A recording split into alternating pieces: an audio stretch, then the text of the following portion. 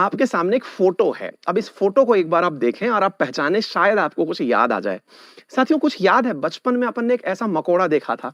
अब ये मकोड़े की फोटो चल नहीं रही है, अदरवाइज चलती तो मैं आपको दिखाता। कुछ याद करिए। एक ऐसा ना, एक ये बीटल बोलते हैं इसको इंग्लिश में। अपने अपने शब्दों में आप इसे कुछ भी बोल सकते हैं। कुछ लोग मकोड़ा बोलते हैं, कुछ कीड़ा बोलते हैं। एक बीटल नाम का ये जीव है जो शायद आपको दिख रहा हो। आपको पता है ये क्या दिख रहा है? ये जो कचरा सा दिख रहा है, ये क्या है? ये गोबर है, गोबर। गोबर, गाय का डंक, भैंस का डंक। कई बार आपने देखा होगा, अगर बचपन में आप कभी खेत गए हैं, लोटा लेके गए हैं या बिना लोटा लिए गए हैं, है ना?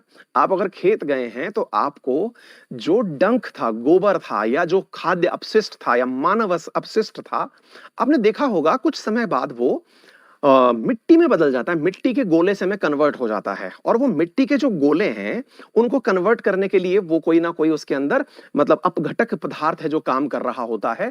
और उन बने हुए मिट्टी के गोलों को ये जो कीड़ा है, अगर आपको ये भी याद आ जाए तो आप अपनी रीजनल भाषा में इसे क्या कहते हैं जरूर बताएं। अंग्रेजी में इसे बीटल कहते हैं। ये बीटल इसे लुढ़काते लुढ़काते अपने साथ, आपने देखा होगा कई बार ले जाता है ये, है ना? लुढ़काते हुए ले जाता है। आपने देखा कि कल भैंस ने गोबर किया था, आज वो पूरी तरह गायब है। रीजन, वो डिकम्पोज हो चुका है और बीटल उस गोबर को रिप्लेस करके कहीं ले गया है। क्या करता है बीटल इस चीज का? तो आपको जान के आश्चर्य होगा, ये बीटल का खाद्य पदार्थ है। वो लुढ़का के कहां ले जाता है? क्या वो इसकी वजह से घर बनाता है? जी नहीं, वो घर नहीं बनाता है। इसे वो सुरक्षित स्थान पर ले जाता है ताकि वो खुद का भोजन कर सके। यानी उसका अपना भोजन है ये जो गोबर का जो गोला सा दिख रहा है। ये छोटा सा कीड़ा है यार, इतनी छोटी छोटी सी बॉल बना के लुढ़काए ले जाता है एकदम, आपने देखा हो तो। मैं एक्चुअली इसका वीडियो लेके आया था पर चल नहीं रहा है यार ये, है ना? अच्छा, तो ये ना इसको लुढ़का लुढ़का के ले जाता है। हाल ही में क्या हुआ है, इस बीटल के ऊपर रिसर्च की गई। कहां पर हुई है रिसर्च? अब जरा आप इसे पढ़िए, मैं आपको दिखाता हूं। Beetle at the university of Witwatersrand. ये university of Witwatersrand है। कहां पर है ये साथियों जोहान्सबर्ग में स्थित है, साउथ अफ्रीका में स्थित है। मतलब लिम्पोपो नामक शहर में ये मतलब इस यूनिवर्सिटी ने अध्ययन किया और उसने इस बीटल पर रिसर्च की तो ये पाया कि ये अपने इस गोबर रूपी इस गोले को लुढ़का लुढ़का करके रात्रि में सबसे ज्यादा ले जाता है। अच्छा ठीक है, रात्रि में ले जाता है तो बड़ी रिसर्च में सामने ये आया कि ये जब रात को इसको लुढ़का के ले जाता है तो ले कहां जाता है? बोले जहां पर ये पहले से डिसाइड करके आया होता है कि मुझे इस जगह इस गोले को छुपाना है, तो अपने एक निर्धारित रास्ते पर ले जाता है। बड़ा सवाल ये है कि ये जो मकोड़ा है, ये कैसे पहचान लेता है कि मुझे इस गोले को लेकर के यहीं तक जाना है? बड़ा इंटरेस्टिंग सवाल है यार ये। आप खुद से विचार करिए कि ये इतना छोटा है कि गोले के आगे ये दिखता नहीं है। आप ऐसे सोचो, मैं अगर किसी सामान को उठा के चलूं और वो मेरी आंखों के सामने हो, तो मेरी आंखों के सामने मैं किसी सामान को लुढ़का करके ले जा रहा हूं। अब मुझे पता ही नहीं है आगे कौन है और मुझे जाना कहां है, बस मैं लुढ़काए ले जा रहा हूं। ऐसा तो हो नहीं सकता भाई। ये कोई मतलब मकोड़ा है, अगर ये किसी चीज को, आप लॉजिकली सोचिए यार, कितना इंपॉर्टेंट साइंस का रिसर्च है ये। अगर ये कुछ लुढ़का के ले जा रहा है तो बड़ा सवाल है यार ये कि ये लुढ़का के कहां तक लेके जाएगा और क्यों? क्योंकि इसको सामने तो कुछ दिख ही नहीं रहा है। पानी में गिर सकता है, कहीं टकरा सकता है, फिर कैसे किया इसने सारा की सारा काम? इस बारे में रिसर्च हुई, है ना? जैसे आप लोग कई बार सोचते होंगे कि माइग्रेटरी बर्ड्स जो आते हैं, जैसे आपको पता है कि हमारे राजस्थान के केवलादेव में साइबेरिया, रशिया से उड़ करके पक्षी आते हैं।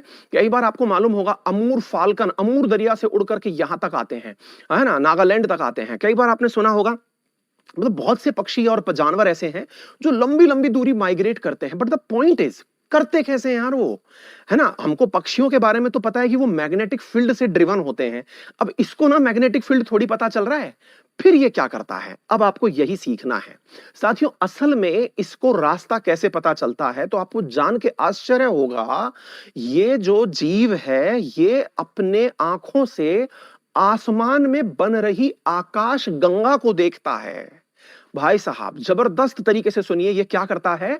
अपनी आंखों से आसमान में बन रही आकाश गंगा, जो तारों से बनी हुई जो आकाश गंगा है, बहुत सारे असंख्य तारे लग रहे हैं, उन्हें देखता है और उनसे निर्धारित करता है कि किस तारे की दिशा में जाना है, क्योंकि वो तारे तो फिक्स हैं, वो चेंज नहीं हो सकते। यानी कि ये तारों को देख के चलता है भाई, कि भाई हम इधर से चले थे, इस तरफ तारा था, उस तरफ जाना है। यानी ये सामने नहीं देख रहा है, ये ऊपर देख रहा है। तो आप पूछेंगे तो फिर रिसर्च किस बात की हुई? रिसर्च इस बात की हुई कि ये जो आप लोग लाइट जला देते हैं ना, उस लाइट जलाने के बाद में ये रास्ता भटक जाता है। अब आप पूछेंगे, अरे छोड़िए ना सर, यहाँ जीवन में लोगों के बारे में तो कुछ पता नहीं है। आप बातें कर रहे हैं इस कीड़े की, कीड़े के बारे में क्या ही सर जान करके हम कुछ कर लेंगे? हमें जनता के बारे में तो पता नहीं है, कीड़े के बारे में बेटा हल्के में मत लेना। ये वो चीज है जो आप जितना भी हग के आते हैं या जानवर जो पॉटी करके आता है ना, उसको लवे लगाने वाला यानी उसको खत्म करने वाला यही है। यानी ये वो चीज है जो आपके पर्यावरण को साफ करके रखा हुआ है। पर्यावरण मित्र है ये एक ऐसा स्कैवेंजर है जिसके ना होने पर भाई साहब सड़ जाएंगी जगह। जानवर जो गोबर करके जमीन पे पटक के रखता है, आप उसे उठाते नहीं है।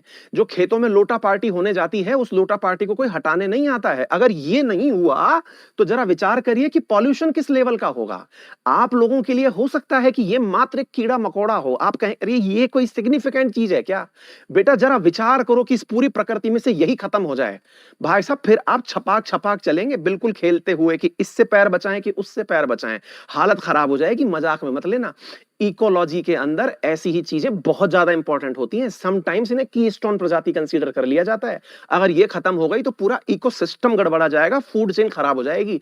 क्योंकि फूड चेन के अंदर अल्टीमेटली अपघटक का होना, स्कैवेंजर का होना बहुत महत्वपूर्ण है।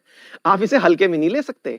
साथियों, हाल ही में इस रिसर्च में यह पता चला कि इन मकोड़ों को, अब आप में से बहुत सारे लोग जो थोड़ा भी साइंस में रुचि रखते हैं, एनवायरमेंट इकोलॉजी में रुचि रखते हैं, शायद उन्हें पता हो वंस अपॉन ए टाइम हम ऐसे ही मजाक बनाया करते थे चील के बारे में, गिद्ध के बारे में। लोग से कहते थे कि भैया ये जो गिद्ध है ना, अरे यार गिद्ध उड़ रही है सामने, देखो कितना बुरा नजारा है।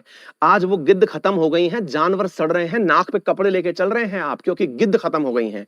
तो जरा इन चीजों को जो आपकी गंदगी समेटने में लगे हुए हैं, इनकी हिफाजत जरूर करिए। ये समाज के अंदर भी और सब जगह भी बहुत ज्यादा जरूरी चीज है।